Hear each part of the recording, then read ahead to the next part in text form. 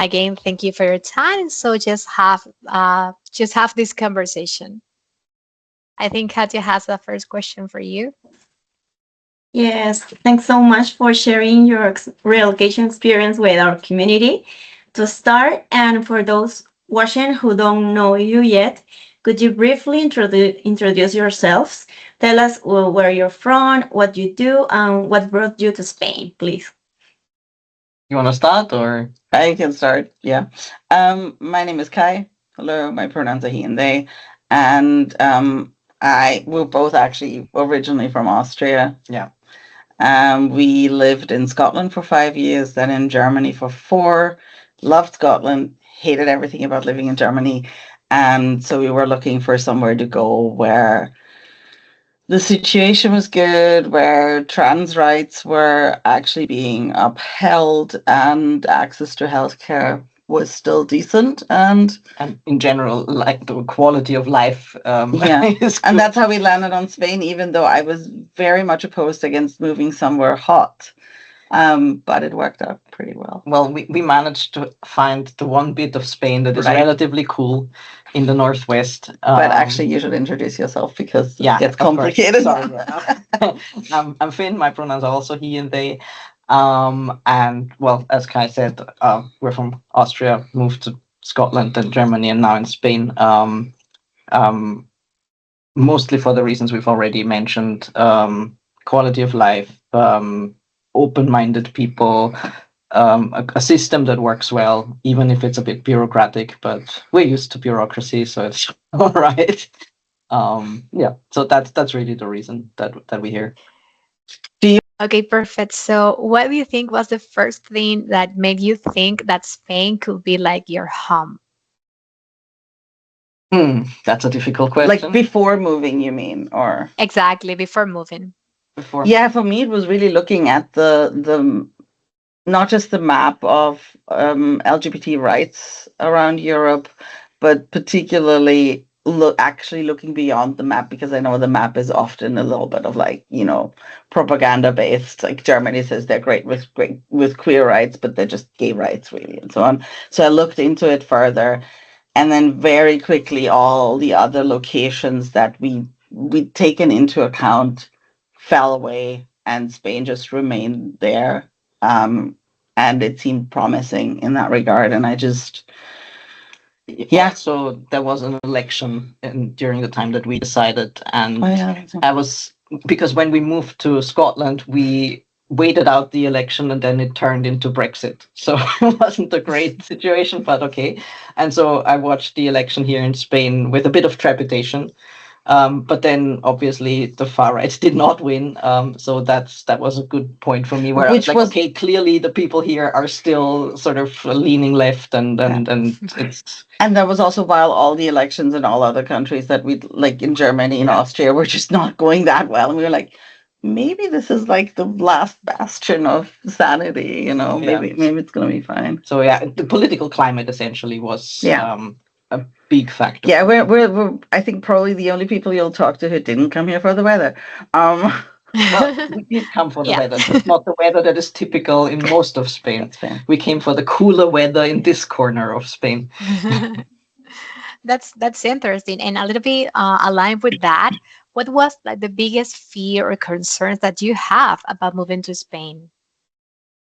For me, it's the language. I had Spanish in school, and have forgotten absolutely everything. Now learning it again, it's coming back faster, obviously, than it would if I never had Spanish.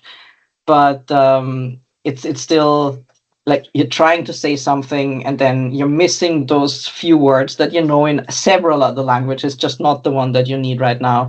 And then you can't really communicate what you want to say, and it's very frustrating. And that in turn makes it difficult. If you can't communicate, it's also difficult for others to communicate with you, and building friendships and all that that was for me, or is for me, a bigger I don't know, hurdle, I guess you could call it. I definitely also struggle with the language, which is I used to at some point speak 4.5 languages fluently, and somehow Spanish is the one that I struggle with. It's like hilariously, by trying to learn Spanish, my Italian's gotten reactivated. And the only reason people here think my Spanish is good is because they don't notice that I'm mixing in Portuguese and Italian, because people here speak Gallego. So they're like, yeah, no, sounds legit, you know. But in reality, I have no idea what I'm saying. So yeah, that, and I guess I was really in advance. I was really worried about, because I run hot. I was really worried about it being too hot for me here. But it's actually much more bearable here than like our friends in Austria and Germany and the UK are actually suffering more. So that kind of worked out nicely. Yeah, I completely understand. That happens to me, but with English. So I need to practice a lot. I need to use it, but that's it's normal. But if you use it and you can read books in Spanish, but the most important thing is to use it. I think you need to. Yeah, I think it's a time issue for us, and since we're COVID cautious still, it's also harder to meet people. Yeah, plus we both work from home, so it's not like I'm going into an office and speak Spanish with everyone there, so that's also not helpful. But the people in the pharmacy are very helpful. Yeah, like our pharmacy right up the road, they're fantastic. Like one of our socials. Yeah, and I know more about our pharmacist than I ever did any other pharmacist where we live, so I guess it's a social contact. But And now that, guys, that you are living here in Spain, what has surprised you the most since moving to Spain? I mean, like something specific. This is such a weird little thing, but I like cooking, and I don't think I was and still am surprised that herbs don't feature prominently in the Spanish cuisine. So you can get basil and parsley and sometimes chives and lots of cilantro and mint, but like rosemary, thyme, sage, oregano, all of the stuff that I used to buy fresh, I can't get. And I was kind of late with starting our like a balcony garden, so I have none of that for cooking right now. And that I don't think I expected that, because all places we've lived had herbs, like fresh herbs, and also because Spanish cooking is like fresh ingredients. Yeah, but like just not herbs apparently, and that has genuinely surprised me. And on the positive side, I don't know if you have something. I'll think of something positive. I'm sure. I can't really think of anything in particular other than like positive surprises, as in how friendly people are and how helpful people are, and like as coming back to the language, like even though my Spanish is absolutely completely unqualified, everyone is like, oh no, it's fine, and very helpful. And at the doctor's office, like today, for instance, I was asked something that I didn't understand, and I was like, can you explain this? And well, first she tried in English, and then she explained it in Spanish. So really helpful, and that's something I was not because I thought Spanish people are unfriendly or anything, but the level of friendly I was surprised by. Basically, like it's much more friendly than I even expected, so to speak. Yes. So, people here is very friendly. Yeah. And have you tried any Spanish recipe?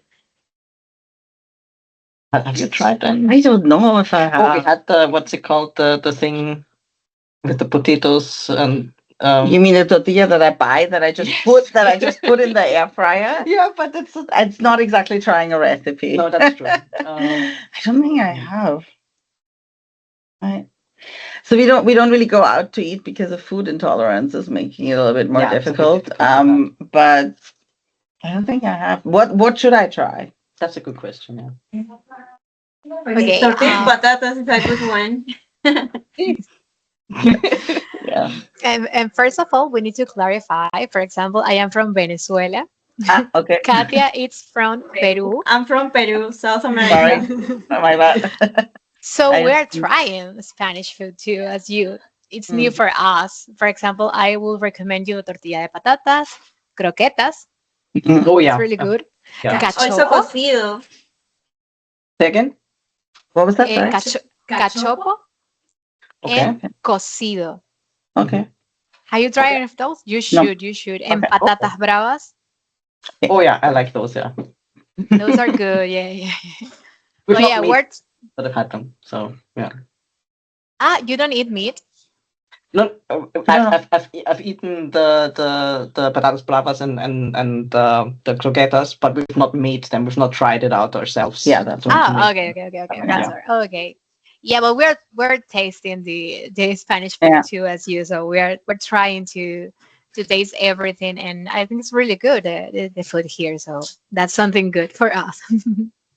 Yeah. And going back to your Spanish, for example, do you have like a favorite expression or something that you really like, or something that like a word that you were surprised, like, oh, that actually meaning this? No, I'm just constantly surprised by the idioms. Like, I'm used to idioms sometimes being different in different languages, but also very often being the same or something that you can, you know, figure out by if you think about it, you're like, oh yeah, that makes sense. But with Spanish idioms, I can't remember which one it was, but it was just I was like, that has absolutely nothing to do with what it means. How the hell would I figure that out without someone telling me? Yeah, or even not like something es la leche. Oh yeah. Like okay, is milk good? Is milk not good? I don't know. Like I can't figure it out unless someone tells me.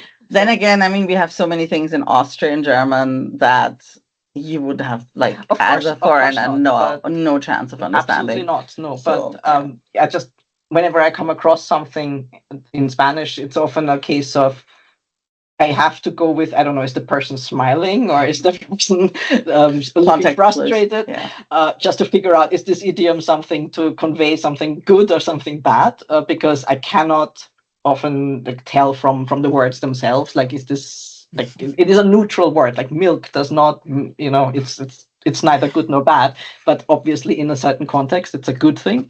So yeah, that's what I struggle with a little bit. I was surprised by Yeah. that. Fascinating. Well, Though, yeah.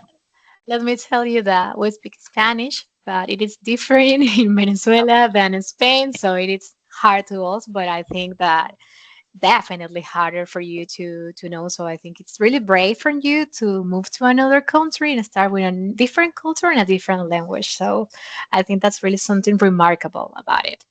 And as an EU citizen, many people think that it's easier to move to Spain because it's part of the union, the European Union. So what do you think about it? It's easy the process. It's hard. So I think maybe it's just different because you still need to fill out all the forms. You still need to go to all the places to get your paperwork sorted and all of that. It's just different forms that you need. I guess as an American, you might have to prove more, I don't know, in terms of financial security or stuff like that. So there's probably an advantage in being an EU citizen, but I don't think it's that much of a difference. There's just so much paperwork for everyone. And also, we did run into a difficulty because when we moved here, Finn had a job, but I didn't at the time. So we were doing the whole. He got his stuff sorted with the Policia Nacional, and then I was going in as a dependent, as a spouse or whatever, and they were convinced that I had to have my own insurance before I could get the residence card. Meanwhile, the residence card would get me access to his insurance, so it was kind of this like catch-22. I think they have so much to do with Americans and Brits and other third country folks coming here that they just overlook that sometimes EU people also come here without a job in place yet. And not everyone moves with their company or whatever, like because your company moves you to a different country. And they were just like, no, you need to have the insurance first. And I was like, no, I guarantee you I do not. And they're like, no, you have the insurance first. And I was like, okay, let me reach out to someone. And they essentially did all that for me in Spanish, which I was very grateful for. And I think within 2 days they were like, yeah, you can come pick up your residency card. But before that, I was stuck. Yeah. Because they just didn't consider. Yeah, I think there was just some mental block there that they didn't like. This is how they always do it, so therefore it must be that way. And so but it worked out in the end. So. But yeah, it was definitely not like it was. I think it was harder than both Germany and the UK to move there. Which we moved to the UK while it was still in the EU. So it was the only thing that was hard in the UK was that we were stuck in the loop of you need a bank account to get your bills. You need your bills to get a bank account. Yeah, that was a bit of a Yeah, situation. I think every relocation process it's a challenge. So you need Yeah. to be brave to do it. So Patience. congratulations. Patience is what Yeah, you need. I think the thing that and you need also not to be panic. patient. Yeah, not to panic, patience, and also knowing when to just insist on your rights and be Like like, look, trusting the process, but also knowing when to not trust it anymore, yeah. essentially. Like I know I have my rights, and I know you're currently not on purpose, but you're currently ignoring them. So let's figure this out. Yeah. Yeah, that's what we want to know for the next question. I need you to be the honest as possible. Um, if a friend called you tomorrow and said, "I'm moving to Spain," what's the very first thing you would tell them, like a piece of advice? Mm, I mean, I would probably say something like, let me help you. Like, I've already done this. Let me help you. I'll help you with where you have to apply and what you have to get and all of that. But I would probably um, advise them to get help, as Yeah. in whether that's now someone professional that does that for a living, or simply maybe someone who just speaks Spanish and can explain things when they go somewhere and Yeah. and don't understand what is actually needed or what is explained to them. Um, Even though everyone was very nice and helpful with Google Yeah, but Translate still. on the phone, but it's still easier if you have someone that can sort of speak for you.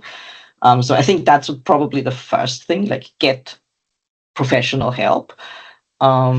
I think the first thing I would ask Yeah. in America, like anyone who's not from the EU, the first thing I would ask is, do you have an idea for a visa that you can get? Because I have a lot of friends in the US, and a lot of them are trans and are considering trying to get out for political reasons right now. And the first thing I ask is, do you know how to do this with regards to visa? So if they don't know, I think I would recommend getting an immigration lawyer. But if someone already has that figured out and it's really just about the logistics, I would probably just recommend you, to be honest. Yeah. And then for everything that like we've already done, I can give advice, and I can be like, okay, this is the stuff that happened to us. This is what you have to look out for. This is the approximate order of things how they should happen, but it's Spain, so it will not always happen like that. And to also, I think the most important thing is for me to understand, and I think for everyone else, is that mañana doesn't mean tomorrow. It just means sometime in the near future. Yeah, that was the biggest lesson. That time is different. Coming from Good Germany, advice. like, yes, Yeah. we'll call you mañana. And I was like, they have not called me. Yeah. What is going on? And Finn was like, yeah, There's a different concept of time. Yeah. And what about ahora or ahorita? Yeah, also. Yeah. Your words. Yes. Yes, It's like time is the different clocks in move Spanish. differently. yeah. Yeah. And talking about this, there are many companies offering relocation services, but what did you decide to work with us? What made you trust, and how would you recommend to work with a company like us for this kind of services? I've like done some internet research to see, because we decided we wanted to have someone to help us with it because of the language barrier and because Specifically for us, it was finding a flat. That was the Yeah. main and thing because we thought have, we needed help with. yeah, also because we have done this now, like we moved to the UK and then to Germany. We've done it twice, and it was always the part that was the most difficult in a way. I mean, I always worked my magic somehow and Yeah. found us something, but why not get help and make yeah. it easier? That was the first thought, and then I went online and I just Googled essentially, and I found, I don't know, a handful of agencies or services. A lot of them were kind of dodgy. Yeah, some I just discarded right away, and some of them were basically British immigrants who are now helping other British immigrants immigrate. So very specific Very for the specific. UK. So, and they also had, yeah, we help other people as well, but they were very specifically for British people, and they're probably not going to know how to do this for EU citizens. And then I came across you guys, and I was okay. This is much better. There's this looks professional. They seem to know what they are doing. I'm just gonna reach out, and then I think it was Naldo right away who wrote back and was like, yeah, we can help you. This is what we can do for you. And it was just I felt like, okay, I'm in good hands. Someone is taking care of things. I can just give this person everything they need, and they will do what is needed, and I And don't he have went- to worry about it. And he went above and beyond. I think Absolutely, he was a perfect match for us for this Yeah. because he was brilliant.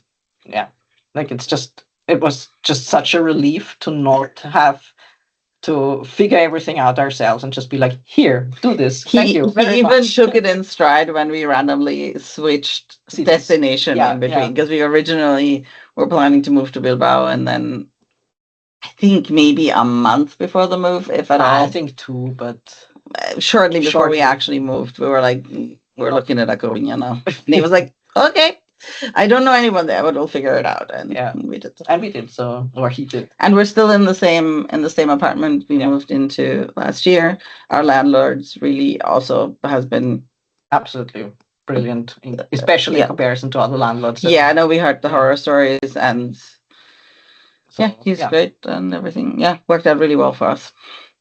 We are glad to hear that. So, if you had to describe your experience with relocation for expats in just 3 words, what would they be and why? Competent, Yeah, competent. because yes. And the thing is, like anything where you didn't have the specific experience, Nardo figured it out. Like it's like we were under the impression, that might have been wrong, I don't know, but at the time we were under the impression that you mostly work with Americans or like North American, US, etc. So we were initially not sure about the experience you had with EU citizens. But in the end, that was fine. absolutely So fantastic. definitely competent. I would say easy because reaching out was easy, getting in touch was easy, staying in touch was easy, Communication is questions, good, yeah. communication in general. So it was super easy. And I mean, it sounds a cliche about caring. It felt Yeah. like you actually gave a shit. Sorry about that. Like, it's just, it felt like we weren't just like a number. like someone actually cared. That we That we had a landed good in a good experience. place and Yeah. had a good experience and all that. And that was pretty cool. Yeah, it didn't feel like someone just, okay, I'm doing my job, I'm finding these people a place to live, and that's it. It was like someone who cared that we would land softly. And it was invested in our success here in this move. And that we like it. And Yeah. So that was, so competent. And we're actually still in touch with Nardo, so. Yeah. I think it was hard to choose only 3 words. Yeah. Yeah, but we're settling on competent, easy, and caring, I would say.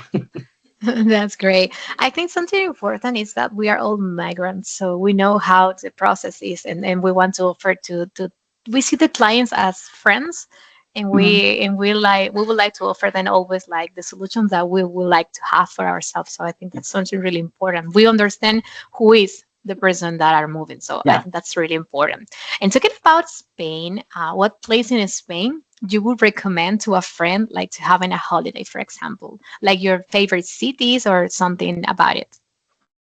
We haven't got around too much, I have to say. I mean, I've been to a few cities, but that was just before we moved, basically. So as a child, I was. I mean, within the last, I don't know, 2 years or something, I've been to Palma, and I've been to Bilbao, and obviously here. So not a huge selection. A lot of it with work, though. Yeah, a lot of it with work, but I definitely loved Bilbao. Now in hindsight, I'm happy we moved to A Coruña, but I definitely like Bilbao a lot.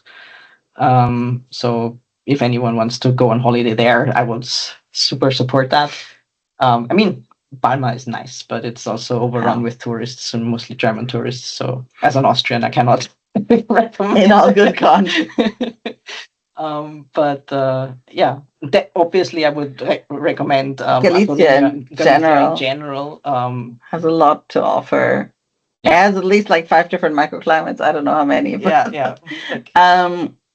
what I like about A Coruña is that it's very walkable.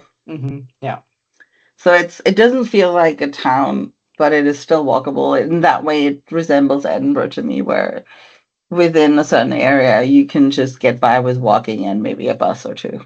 Yeah. It's also, you have barrios. It's very, very local, everything. So I like that you too. don't have to Venture out of venture your out so community far. all that much, but also you keep running into people in your community, and it's very interconnected, and I like that.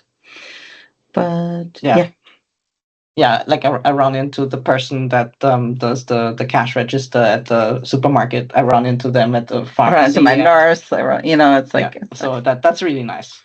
So the sense of community essentially is really good, and that might be the same thing in other places, but obviously, yeah. So although I have a friend who moved to Bilbao, and they're really struggling. okay, so well then, for a holiday, Bilbao is great. For living, A Coruña is definitely better, I would say.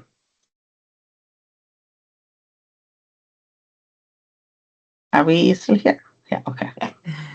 And now that you're living here in Spain, have you adopted any Spanish habits? Take a siesta sometimes. Yeah. No, but I think I've gotten more relaxed with time. Yeah. Like I'm not stressing about things. It's like, yeah, whatever I've got to do, it'll still be there after I've taken a walk or done something else essentially, or when, I don't know, someone needs to come to fix something in the apartment or something, and they don't show up at exactly, I don't know, whatever time it is. I'm like, yeah, okay, it'll be fine. In general, it'll be fine has become a very used phrase for me. I think my peak Spanish adjustment is that I have gotten a carrito. Oh yeah, we have a carrito for shopping. So yeah, and I've started playing the lottery. So I guess that's that too. emotional stimulation. It's the lottery season. You're not playing the lottery? Yeah, everyone here is playing the lottery, so I've started as well. So So you're gonna buy your lottery, your Christmas lottery, right? yes. Yep. Yeah. Last year I Good was luck like, then. what the Last year I hell? didn't understand how it worked, But this year we'll be totally on it. Yeah. So yeah, that's I think the biggest Mhm. or the We've both That become sounds more great. relaxed. Yeah, definitely. That's something that our clients always says, like the quality of life, everything's more relaxed. So it's like feels different, the pace of time. And maybe a deeper question: has living here changed your life? I mean, by the very nature of it, yes, obviously, because we live in a different place, so our life have changed. But I would still, like, even in the sense you're alluding to, I would still say yes, because as well, because of the whole being more relaxed, I feel that is life changing. My resting heart rate literally dropped after we'd arrived here. Been here a couple of months, and my heart rate was like super low, and I was like, hell. Yeah, stress levels and all the indicators that you get with your smartwatch and what. But also, I mean, this is a bit darker, but I've had a lot of bad experiences with. I'm chronically ill, and I've had bad experiences with doctors in other countries, and this is all other countries. A lot of gaslighting, in Germany, I got yelled at, stuff like that. And for me, it has been really healing that the medical system here, almost all of the doctors I've had to do with, and it's quite a few, they really care. And when they hear about, like, because they're like, "Why are you so nervous?" And then I explain the things that have happened to me in other countries, and they're truly shocked. And I'm saying, "This would never fly in Spain, and you're in good hands now." And slowly, I'm beginning to actually believe it. Yeah, the system is slow, but they're very caring. And but also if something actually is urgent, it is not. It's just it takes a while for some appointments. But when I see a doctor, they've all been all except for one have been really helpful. And but even that one wasn't. She was just useless. But but I think that's been very healing and an improvement to my life, I would say. Yeah.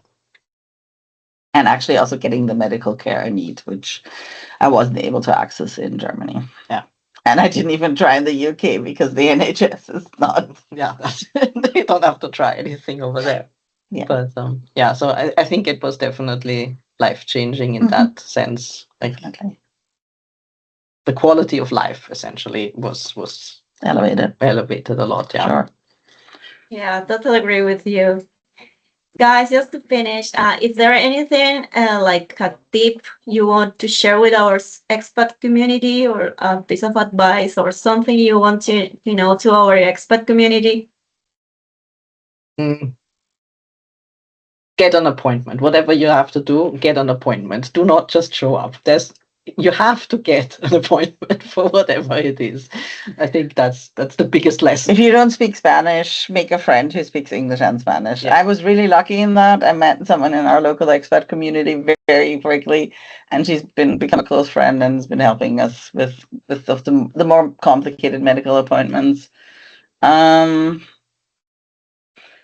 If you have a dog and it's a hot season, bring a water bottle to flush your dog's pee, because otherwise you Yeah. will get told off. Yes. That's such a, I know that's random, but Yeah, but that's not something that happens in all other countries. and you don't know no one tells you, and you don't know to ask. Yeah. So I think that's a good information, actually. yeah. Yeah. So, I just guys, remembered because Magnus is currently bugging me. oh.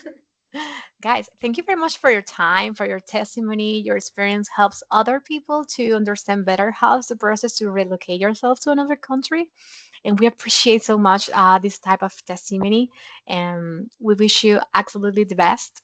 And just to remind that we're here to help you in anything that you need. And again, thank you for your time. It was a really good conversation for us.